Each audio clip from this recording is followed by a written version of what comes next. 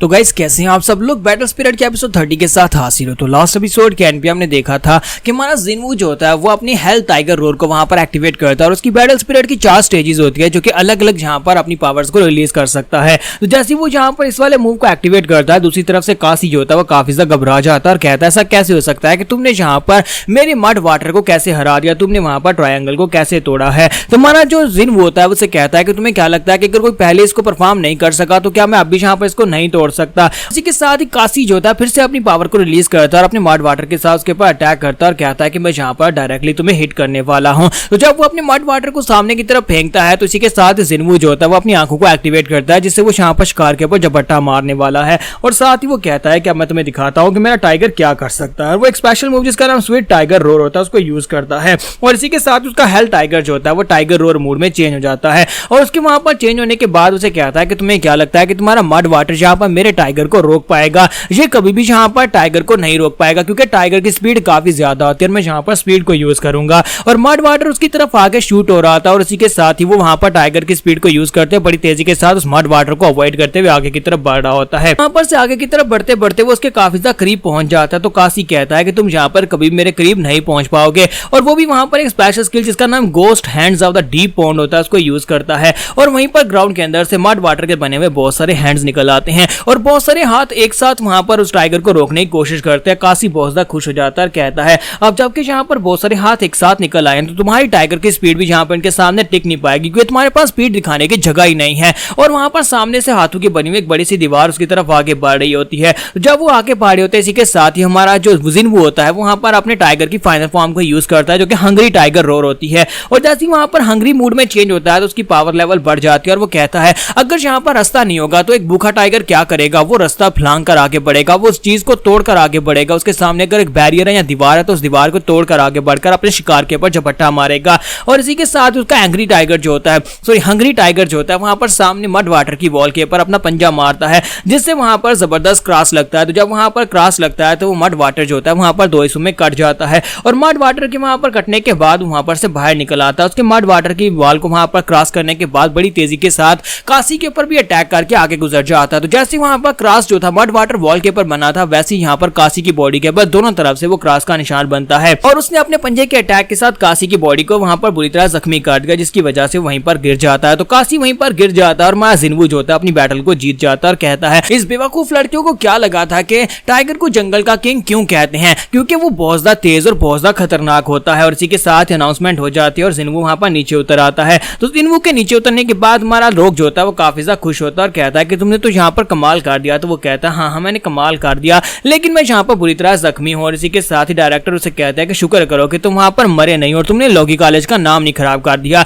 जबकि वो चलाकर उसे कहता है नहीं मैं वहां पर बिल्कुल भी हारने वाला नहीं था। और इसी के साथ ही मास्टर मून बायरियोंग आगे बढ़ता है और उसे कहता है कि ये अच्छी बात है कि तुमने वहां पर जल्दी से जल्दी अपने ओपोनेंट को हरा दिया क्योंकि अगर तुम वहां पर ज्यादा देर करते तो मुझे लगता है कि तुम्हारे जीतने के चांसेस कम हो जाते। तो जिनवू कहता है हाँ ये बात वाकई में सच है। उसका मड वाटर की एबिलिटी को यूज करने वाला जो तरीका है वो काफी ज्यादा अजीब है और उसकी मड वाटर एबिलिटी भी काफी ज्यादा खास थी। अगर मैं वहां पर बैटल को प्रोलॉन्ग करता तो मैं खुद ही हार जाता। साथ ही हमारे डायरेक्टर जो होते हैं वो कहते हैं कि अब यहाँ पर अगली बारी किसकी है और इसी के साथ ही शन की कहता है अगली बारी मेरी है, मेरी फाइट होने वाली है। और वो सभी लोग वहां पर से नेक्स्ट हॉल की तरफ चले जाते हैं। जब वो लोग नेक्स्ट हॉल की तरफ जा रहे होते हैं दूसरी तरफ हमारे जाई वैंग को दिखाता है कि जाई वैंग भी अपनी फाइट को जीतकर वापस आ रहा होता है। और इसी के साथ ही वहां पर जब वो वापस आ रहा था तो रास्ते में उसका ब्रदर जाइलू खड़ा होता है। तो जाइलू से कहता है कि फादर तुमसे मिलना चाहते हैं, मुझे लगा था कि तुम यहाँ पर अपनी फाइट को खत्म करने के बाद यहीं पर आओगे। और डैड ये भी जानना चाहता है कि क्या तुम ठीक भी हो या नहीं और ये जानना चाहता है कि तुम घर वापस कब आने वाले हो। तो जाई वैंग उसकी बात सुनने के बाद वहां पर खामोश होता है जब किसी के साथ लिटिल जाओ बाओ जो होती है उसके सामने अपना सर झुकाकर उसे ग्रीट करती है। और इसी के साथ जाई वैंग कहता है क्या इसके अलावा कुछ और जानना चाहते हो। तो वो कहता है नहीं बस इतना ही बता दो। तुम्हें यहाँ पर सब कुछ करके मिलेगा क्या, तुमने यहाँ पर फादर के खिलाफ जाने का फैसला किया और तुमने यहाँ पर अपनी प्रैक्टिस को छोड़कर लॉगी कॉलेज को ज्वाइन कर लिया। तुम्हें अच्छी तरह से पता है कि हमारे डैड को लॉगी कॉलेज बिल्कुल पसंद नहीं है क्योंकि उनकी वजह से हमारी फैमिली की रेपुटेशन खराब हो सकती है। तुमने यहाँ पर फैमिली के नाम पर दाग लगा दिया। तो जाई वैंग आगे सतना शुरू कर देता और कहता है कि अब तो मुझे यहाँ पर इसमें और भी ज्यादा इंटरेस्ट है और वैसे भी फादर के मसलों को वो खुद ही सुलझा सकते हैं और मुझे यहाँ पर उनके साथ बहस नहीं करनी। तो जैसे वहां पर से जाने लगता है इसी के साथ ही जाइलू जो होता है अपनी पावर्स को रिलीज करता है, वहां पर थ्रेड्स के साथ उसकी बॉडी को वहां पर ब्लॉक कर लेता है और उसे कहता है तुम फिलहाल मेरी बात को कंप्लीट किए सुने बिना जहां पर से जा नहीं सकते। तो जाई वैंग कहता है कि अब तुम्हें यहाँ पर मुझसे क्या कहना है। इसी के साथ ही जाइलू आगे बढ़ता है और उसे कहता है कि मुझे यहाँ पर तुमसे काम है, डैड ने यहाँ पर तुम्हारे लिए एक मिशन रखा है। अब जबकि तुम यहाँ पर हमारी लू फैमिली, अब जबकि तुम यहाँ पर लोकी कॉलेज में हो तो तुम्हें यहाँ पर लोकी कॉलेज में एक काम को पूरा करना होगा। हमारे लिए एक बहुत ही सिंपल और आसान सा मिशन है। हम चाहते हैं कि तुम यहाँ पर रो के करीब जाओ, जितना ज्यादा तुम उसके करीब जा सकते हो उतना ज्यादा उसके करीब जाओ, उसके साथ दोस्ती करो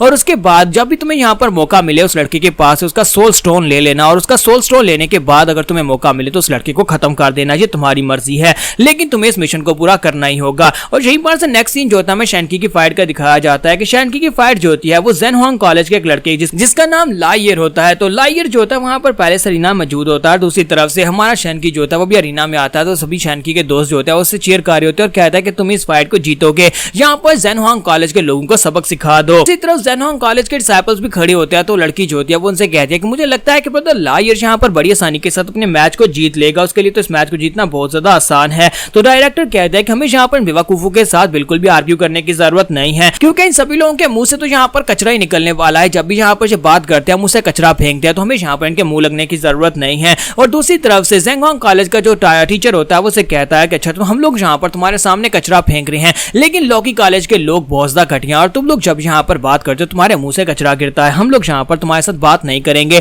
हम बस यहाँ पर तुम्हें दिखाएंगे कि हमारे टैलेंटेड स्टूडेंट्स क्या कुछ कर सकते हैं। और दूसरी तरफ से वो लड़का लायर जो होता है वो भी वहां पर कहता है कि टीचर आपको बिल्कुल परेशान होने की जरूरत नहीं है, मैं यहाँ पर इसको बड़ी आसानी से हरा सकता हूँ, मैं शैनकी लड़के को हरा दूंगा और उसके बाद देखना हमारा कॉलेज जो है इसकी रेपुटेशन बिल्कुल भी खराब नहीं होगी। और शैनकी भी उसे कहता है कि हाँ क्यों नहीं हम लोग यहाँ पर जरूर एक अच्छे से फाइट करेंगे, देखते हैं कि यहाँ पर कौन किसको हराता है। तो लायर वहां पर शैनकी को काफी ज्यादा गुस्सा दिलाने की कोशिश करता है कि तुम यहाँ पर इस वक्त रैंकिंग में 4th नंबर पर हो, लेकिन तुम सिर्फ और सिर्फ कचरा हो। हालांकि मेरी स्पिरिचुअल एनर्जी तुमसे काफी ज्यादा कम है, लेकिन इसके बावजूद मैं यहाँ पर तुम्हें बड़ी आसानी से हरा दूंगा, क्योंकि तुम सभी लोग चीटर्स हो, क्योंकि तुमने यहाँ पर कोई चीटिंग की होगी, इसी वजह से तुम 4th रैंकिंग के ऊपर हो। लेकिन हमारा शैनकी जो होता है उसकी बातों से बिल्कुल भी गुस्सा नहीं होता। और इसी के साथ ही वो लड़का जो होता है अपने साथ एक्सटर्नल वेपन्स लेकर आया, तो यानी उसके पास वहां पर पेंट्स की बॉटल्स होती हैं, पेंट्स जिनके अंदर से धुआं निकलता है, यानी कलर वाला धुआं निकलता है। तो उसके पास ऐसी काफी सारी पेंट स्प्रेज होती है, तो वो अपने साथ लेकर आया था और उसे कहता है कि मैं यहाँ पर तुम्हें दिखाता हूँ कि मैं यहाँ पर क्या कर सकता हूँ। जैसे ही वहां पर मैच को स्टार्ट करने का कहा जाता है तो लायर जो था अपनी गमर के साथ लगी वहां पर 2 पेंट की बॉटल्स को उतारता है और इसी के साथ ही वहां पर उनके अंदर से स्मोक निकालना स्टार्ट करता है।